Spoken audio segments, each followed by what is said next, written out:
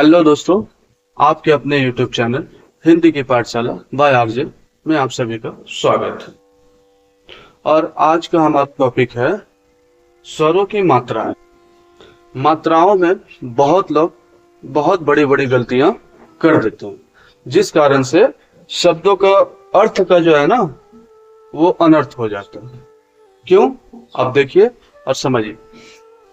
बहुत जगहों पे है जो कि छोटी ई की मात्रा के बजाय बड़ी ई की मात्रा चली जाती है, जिसके कारण से उसका अर्थ बिल्कुल ही उस शब्द का बदल जाता है। अगर आप स्वरों की मात्राओं की बात करें तो 11 देखने को मिल सकती है। आप आ, ई, उ, री, ए और औ। ठीक है, ये सभी है जो कि कहीं ना कहीं व्यंजन के मात्राओं के लिए प्रयोग किया जाता है। ठीक है, जैसे अगर हम आ की मात्रा हम देखेंगे तो माने चलिए हम का लिखते हैं, जोड़ आ बराबर का। इस का को पूरा करने के लिए इस स्वर की मात्रा जरूरी। अगर ये मात्रा नहीं लगेगा तो इस का के नीचे हलंत ही रह जाएगा, मतलब आधा क और इसके मिलने से का हो जाता है। ठीक है, तो सभी मात्राओं की है जो कि अपनी अपनी अलग अलग जगहों पे अपनी पकड़। ठीक है, सभी मात्राओं का अपना अपना एक स्थान है जहां प्रयोग में लाया जाता है। बहुत जगहों पे है जो कि बहुत छोटी छोटी गलतियां एक आधे शब्दों का अर्थ अलग हो जाता है। अगर हम पहले इस मात्राओं की बात करें कि कौन सी मात्रा कहाँ लगती है, तो वो पहले हम बात कर लेते हैं। फिर किस तरीके से है जो कि मात्रा बिगड़ जाने के कारण जो है अर्थ का अनर्थ हो जाता है, वो हम देखेंगे। सबसे पहले हम आ की बात करते हैं, तो आ को हम बता दें कि का में आ जुड़ता तब पूरी तरह से का बनता। अब इसकी मात्रा ये होती है, अगर किसी भी व्यंजन शब्द में ये पाया आ की मात्रा ये होती है। अब इसके आगे आप कुछ भी लिख दीजिए, का लिख दीजिए, काम, माँ अगर यहाँ लिखते हैं तो काम हो जाएगा। उसके बाद मान के चलिए कुछ भी चा लिख दीजिए, चाम, खा लिख दीजिए, खा। तो मतलब इस तरीके से है जो कि बड़ी ए की मात्रा बड़ा आ की मात्रा है जो कि यहाँ पे प्रयोग होता है। ठीक है, कहने का मतलब है कि इसका प्रयोग किसी व्यंजन को पूरा करने के लिए आता है, जैसे का। ठीक है, इसका प्रयोग पाया, इस छोटी ई का प्रयोग इस तरीके से, इस बड़ी ई का प्रयोग इस तरीके से।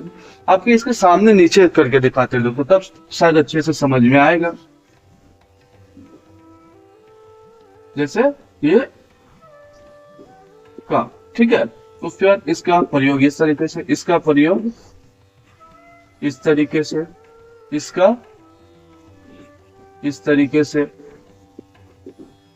उसके बाद उ इस तरीके से, बड़ा उ, री, ए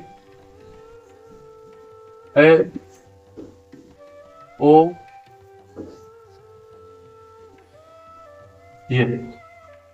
ये सभी का है जो कि मात्रा है। किस तरीके से व्यंजन को पूरा करने के लिए मात्राओं का प्रयोग किया जाता है। ठीक है, पहला देखेंगे का, तो का हो गया। अब इसमें अगर हम ये जोड़ते हैं तो का, अगर इसमें हम ये जोड़ दें तो की, इसमें अगर बड़ी की मात्रा दे दें, इसमें छोटा उ, बड़ा उ, री। मतलब कहने का है कि आप जो भी मात्राएं देते हैं वो हिंदी में किस तरीके से प्रयोग होता है ये जानने की जरूरत है। ठीक है, अगर मान के चलिए कि हम नल लिखते हैं, बच्चों की किताबों में है जो कि दो छोटे छोटे व्यंजनों को जोड़ करके है जो कि पढ़ाया जाता है, नल, कल, जल, घर।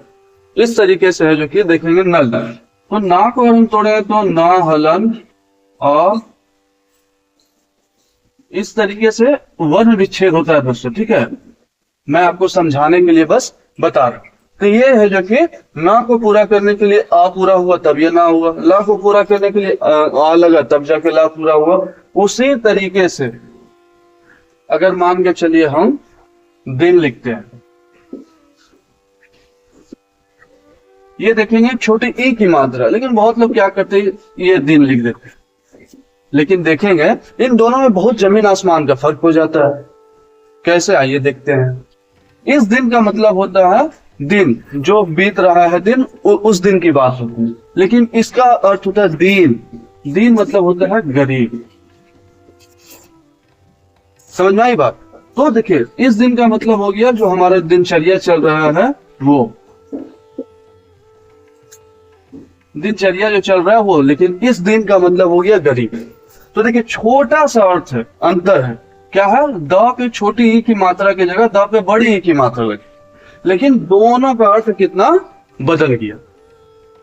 तो हम लोग वही गलती कभी कभी करते हैं जो नहीं करनी चाहिए, और वह शब्द जो है वो क्या होता है कि दूसरा रूप ले लेता है और कुछ अलग ही अर्थ प्रकट करता है। ठीक है, उसी तरह है जो कि छोटा ऊ, बड़ा ऊ, री री को हम लोग है जो कि ये मात्रा इसलिए लेते हैं जैसे हम लोग लिखते हैं प्रकृति। ये छोटा इस तरह से री का प्रयोग होता है दोस्तों, ठीक है। लेकिन कहने का मतलब है री में प्रकृति, आकृति, जागृति, ये इस प्रकार का जहां भी आपको मिलेगा वो री मात्रा में दिया हुआ रहेगा। ठीक है। ए में बहुत लोगों का कंफ्यूजन होता है कि अरे ए तो सीधा सीधा इस तरीके से लिखा हुआ तो एक पाया की, ये ए का एक ही पाया होता है। ठीक है। उसी को अगर ए को देखेंगे तो दो पाया हो जाता है। जैसे हम लोग लिखेंगे, अगर हम लोग कैलाश और हम लोग लिखना चाहते हैं तो कैलाश का शुद्ध ये होता है लिखने का, लेकिन बहुत लोग ये लिख देते हैं कैलाश, जबकि होता क्या है कैलाश। तो यहाँ पे देखें कि दो मात्रा सही है, लेकिन यहाँ कुछ लोग एक ही मात्रा लगाते हैं, तो इन दोनों का शब्द का जो है कि अर्थ पूरी तरह से बदल जाता है। ठीक है। तो यहाँ पर भी आप देखेंगे इसमें है जो कि ओ की मात्रा, बहुत जगह में है जो कि ओ की मात्रा, ओ की मात्रा, इन सबों को ध्यान देना पड़ेगा, तब जाकर स्वर की मात्रा आप अच्छे से समझ पाएंगे।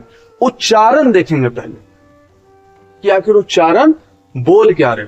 जिस तरीके से हम जो चीज बोलते हैं उसी को उसी तरीके से लिख दिया जाए तो वो गलत नहीं होगा। जैसे अभी हमने लिखा दिन, दिन पढ़ने के समय है जो कि उच्चारण अगर सही से किया जाए दिन, दिन, तो वो देखेंगे कि जब हम छोटी स्वरों का हम प्रयोग करते हैं तो छोटी स्वरों को प्रयोग करने के लिए है जो कि कम बल लगता है, ताकत कम लगता है। लेकिन यही अगर देखेंगे कि अब बड़े दीर्घ का है जो कि हम लोग प्रयोग करेंगे तो उसमें जो कि ताकत अधिक लगता है, जिसके कारण उसमें दीर्घ स्वर हो जाता है। ठीक है।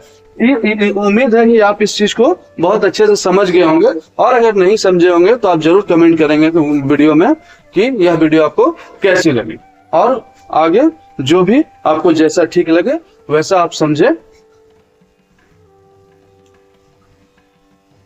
इसी तरह के वीडियो को देखने के लिए आप हमारे YouTube चैनल हिंदी की पाठशाला बाय आरजे को सब्सक्राइब कीजिए और लाइक कीजिए, और उन लोगों तक इस वीडियो को पहुंचाने का काम कीजिए जिन्हें यह वीडियो की अधिक जरूरत है और जो हिंदी सीखना चाहते और समझना चाहते हैं।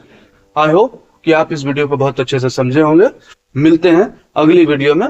जय हिंद, जय भारत।